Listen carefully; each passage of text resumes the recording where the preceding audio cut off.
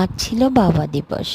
আর বাবা দিবসে আমার ছেলে মেয়েরা হঠাৎ করে বলে উঠল, একটা কেক তৈরি করে দিতে হবে।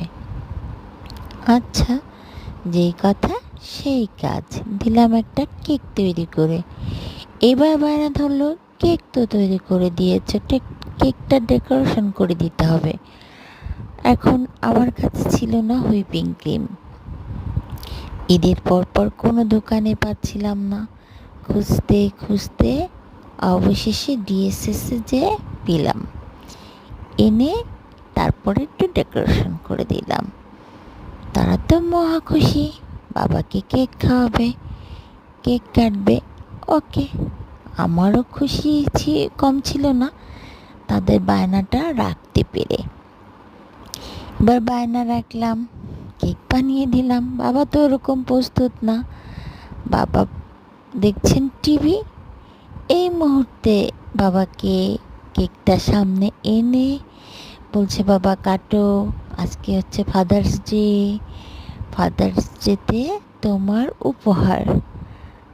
বাবার মুখে তো হাসি টাসি দেখছি না, হাসিটা কোথায় তা বলতে পারছি না।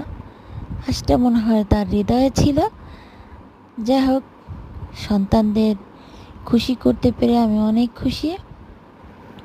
সবাই দোয়া করবেন আমার বাচ্চাদের জন্য, তারা যেন সুস্থ এবং ভালো থাকে, তাদের যেন আমি সুশিক্ষায় শিক্ষিত করতে পারি এবং তাদের ভবিষ্যৎ ভালো হোক। আপনাদের জন্য দোয়া রইল, শুভকামনা সবার জন্য। বাবা দিবসে প্রতিটা বাবার নেক হায়াত কামনা করছি। আমার বাবা মারা গেছেন, আমি জানি আসলে বাবা থাকাটা সন্তানের জন্য কতটা পাওয়ারের, কতটা সুখের, কতটা শান্তির। সবার জন্য রইল দোয়া। আল্লাহ হাফেজ।